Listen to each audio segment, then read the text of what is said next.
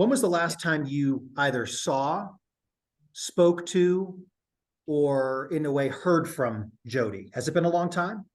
It's been a long time. I think it was a family member's wedding, like probably over a decade ago. You were Or also under her care at one point, right? yeah, I was left in her care when I was a teenager, for a little under a year. Have you met Ruby before?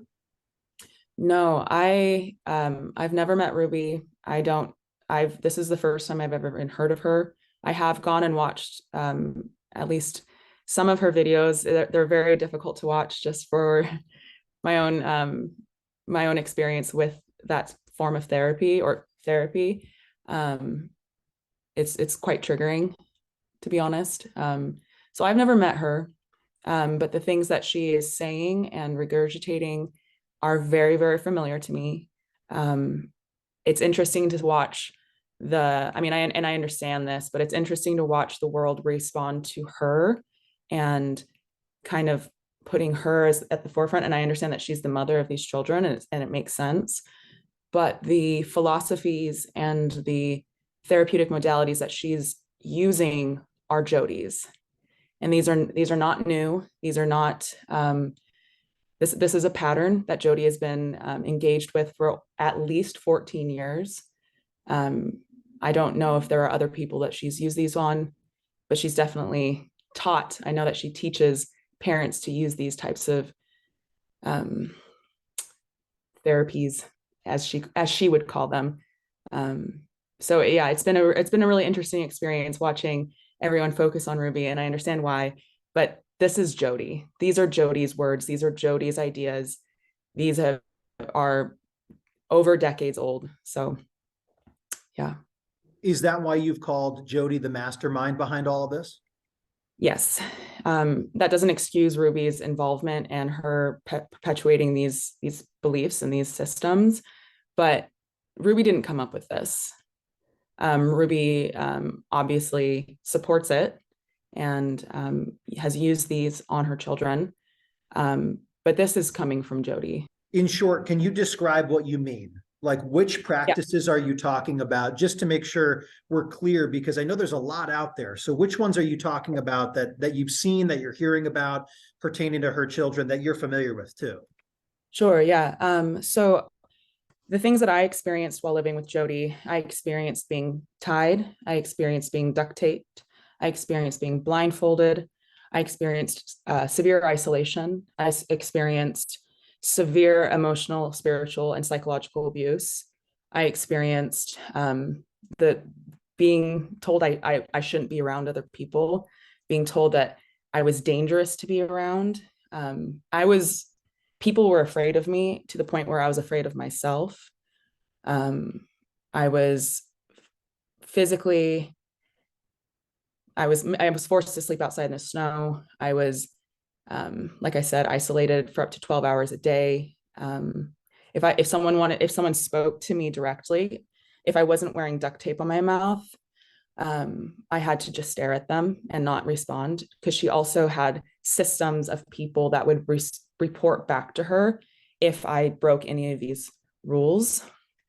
Um, and her whole thing, which is deeply, darkly ironic, is that everything stems from shame, and how horrible shame is, and that all of the reason, like all of mental illness, all tics, so like OCDs, addiction, everything stems from shame, which is just horrifying, because she is the greatest perpetuator of shame.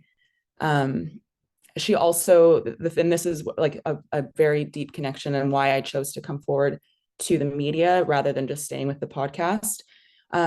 She accused me of being a sex addict. She accused me of being addicted to masturbation, to the point where I wasn't allowed to, I mentioned this on the podcast, to the point where I wasn't allowed to use tampons. I never was allowed privacy unless I was isolated. So that included the bathroom. I was never allowed to have the door closed, because she was convinced that I was just constantly masturbating. She was convinced that I was addicted to porn. I had never seen porn at that point in my life. I didn't even know that people with my anatomy could masturbate. Like I had no idea any of this stuff, but I just believed her because everything, like one, she used religion and God as a mode of control, and a mode to manipulate. And so I just believed all of these things. So her ability to convince you of these neuroticisms and these behaviors is, and I was a teenager. And so a child in that position of being told this over and over and over and over again, which I'm certain he was, stood no chance. She also, because of what the abuse and torturing that was going on, and the belief that she had that I was doing something more. So her rationale to the severity of these punishments and this physical and emotional abuse was, she wanted to make my life, and this is like her quote, like this is what she would tell me all of the time. She wanted to make my life so uncomfortable that it would force the sin out, that it would force me to confess. So things continuously got worse and worse and progressively more and more intense as a way to get me to confess, because she believed that if I had confessed everything, if all of my sins were out and in the open, that I would be getting better. And I was declining like very fast, exponentially. And so she just kept ramping it up. And so to hear Ruby tell the world that her child is a sex addict, a predator, and has been addicted to porn since he was 3 years old, it just echoes exactly the things that she was telling me and telling everyone around me. And I know that I think I don't know if I got this right, but I'm pretty sure that she's saying that he even confessed to it. Well, I also confessed to things that I didn't do as a way of trying to get the abuse to stop. Because when she's like drilling it into you both psychologically and physically that there's more, and it will stop once you tell her, because that's what she would tell you. Like in the middle of the abuse, she'd be like, I'll stop as soon as you tell me. As soon as you tell me what's going on, like what you did. Oh, she was also convinced that I had abortions. She was convinced she made me do 12-step because she was convinced I was an addict, like a drug addict as well. I'd never done drugs. I'd never had sex. Again, I didn't know that masturbation was even possible. I had no idea what these things were. So I just started making things up as a way, as like trying to get this to stop, because I had no one there to help me and to save me. And I think I even said that on the podcast, that I was making things up. And when I spoke to the detective down in St. George days ago, I told her that as well. It's like and so even if he had confessed, it cannot be taken seriously, because this child was being tortured. And I'm certain that she echoed those words of like, if you tell me, I will stop. So what is happening, it just echoes so close to home of what she did to me. And the repercussions, the emotional and physical repercussions of those actions, like the fact that she can, because the thing that's so sinister about this is that it can't be disproven. So even if like she goes to prison, his name is cleared, it will never be fully cleared because it cannot be disproven. So this is going to potentially follow him for the rest of his life. So even with those children being taken out of her care, she is still abusing them. And so with whatever is happening, whatever did happen, I can guarantee you it's not what she's saying. Her business, Connections Classroom, is this the same approach she uses for all of her patients as well that are not family or not Ruby's kids, as far as you know? I don't know the intricacies of what she promotes and what she teaches on Connections Classroom. If it's anything even close, then I'm certain that there's going to be parallels. I know that she believes that all shame should be punished. And I know that like that. So like, I wouldn't be surprised. I really don't know. I've stayed away as much as possible from her and her world, to just heal and to try to salvage any life that I could possibly live, post living with her. With that said, it sounds like this wasn't really a secret, though. Obviously, you knew about these teachings. Other people in her family, probably both families, I've been hearing, knew about some of these practices or had heard of. Why do you think it took to 2023 for a child to escape, go to a neighbor's house, call 911, and now this is a thing? Like, why did it take this long? I think it's a combination of quite a few things. One, the church supports her. She's been promoted by the church, and people trust the church.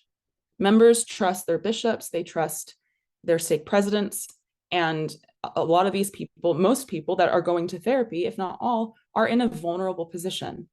And she is remarkably convincing. She is also terrifying if you cross her, because she has and will systematically destroy your life. She destroys your reputation. She destroys any of your credibility. So even because there are definitely people that have been speaking out against her. I mean, she lost her license because of someone speaking out in 2012. Like, this is not, she's not just, everyone's not just been like, okay, yeah, for sure, free, fair game, free for all. People have been criticizing her. That's just that no one has listened. Because one, we have a culture of people not believing children and not trusting children. And also children trust their parents, and then the parents trust the church. So there's been, and Jodi, what she does that's so tricky is that she utilizes and uses whatever is available. So if you go to her with OCD, if you go to her with severe depression, she'll use that information as a way of control. Oh, you have OCD because you have deep-rooted shame. And those tics are happening because the shame has nowhere to go. And so it's coming out in this, like, this neuroticism. And then, or let's say, like, you told her that you lied, which is a normal human thing that we've all done. That doesn't make you a liar. Oh, well, you lied. You're a liar. Now everything you say is a lie, and you can't be trusted. And she also separates people. She keeps people so they can't talk and corroborate. Like, it is so vile and tricky and ingenious. Like, Jodi is she is a very unwell person. I don't know her exact diagnoses, but I know that she's been diagnosed with a plethora of things. And yeah, so it's devastating, because I went forward as well. I mean, I went to the police when I was 16. I tried to do what I could, and no one believed me, because why would they? She destroyed my credibility. I was an angry teenager, and now I'm just you're just like an emotional, angry teenager and she had told people that I destroyed my family's life, that I destroyed my dad's life, that every person I come in contact, I destroy. So she sets up the premise. And then when I come forward and try to tell people, like, this is what's happening, she can be like, oh, see, Jessi's trying to destroy my life, is what they do. It just all adds up. So she's so good at protecting those loopholes and discrediting people. Is that why you think maybe other members of both families still won't speak out publicly about this right now and are staying quiet? Or do you think it's a fear thing, or just want to stay out of it? Is there any thought process on that? I can't speak to why people aren't. I know the culture of my family. I think that it's probably probably a number of things. Some people, I think it's just that they themselves have been harmed so much by her, and they want to stay. They just want to live their life and not be dragged into this. Other members, it could be fear. I can't say. All I can say, and again, the only reason why I'm coming forward, I was not planning on coming forward to the media other than just doing the podcast interview, is when I heard that Ruby accused her child of this, and I just hope that this can give the public some context and some clarity of what is happening and why they should not believe her. So 6 charges of aggravated child abuse. That's what's on the table. I'm sure you're not a legal expert. I'm not either, but I've talked to a number of attorneys just kind of about this case, more about the hype of the case, because it's obviously gotten a ton of attention because of Ruby's profile, right? Because of the high profile aspect of the YouTube channel. And that's why I think it's interesting we're talking about Jodi, because Ruby's got, as you mentioned, is getting the spotlight in a weird way. And Jodi, as you mentioned, is behind a lot of the tactics. Do you feel like 6 felony charges, I mean, in your mind, is that enough punishment for what is alleged against them? I mean, I don't think that it's the full scope. I mean, including my own child abuse that I experienced. Um, I mean, I want justice and I want fair justice. So I want everything that she has done, that both of them have done, to be held accountable. Whether that be 6, 12, 18, however many, I just want to see that she is held accountable for the things that she has done. Because, but I personally believe that that is not covering everything that she's done. And I can say that because I know that she's not being held accountable for what she did to me, in the legal system. I mean, how closely are you following this? Are you looking every day to see if there's something new that's put out? I mean, where is your mindset at with the case, so to speak? yeah, I'm not following it every single day. I'm trying to navigate just my own emotional safety in all of this. I'm trying to stay up to date. I have people that have sent me things that like feel a little bit more safe in being more aware of what's going on. And so like when something big does come out, like with Ruby's accusations, I had someone sent that to me. And I I was sitting in the parking lot of Lowe's and I started having a panic attack because it was just so directly similar. I mean, the exact thing. This is exactly what she does. This is what Jodi does. And so now, because she's painted him as this thing, regardless of what comes out, like he's no longer, I mean, I think hopefully the public can see through this and the judge can see through this. But that's the goal, is so that anything that he says is now no longer credible. What do you think the public will ultimately take away from these two as it pertains to the court proceedings and such? I mean, I just hope that Jodi is not sidelined in this, because she is so connected to what is happening. And yes, Ruby needs to be held accountable because she made those choices. She's just as guilty. But Jodi's been doing this for much longer and has patterns and history in this. So I just really hope that, yes, Ruby is the focus because of her high profile and because they're her children. But those children were, as far as I'm aware, I hope I got this right, were in Jodi's care. Like, this isn't, I just so hope that even though Ruby's the focus, I just hope that Jodi is not, that she's not able to slink away and just kind of fade into the background, because she's the foundation.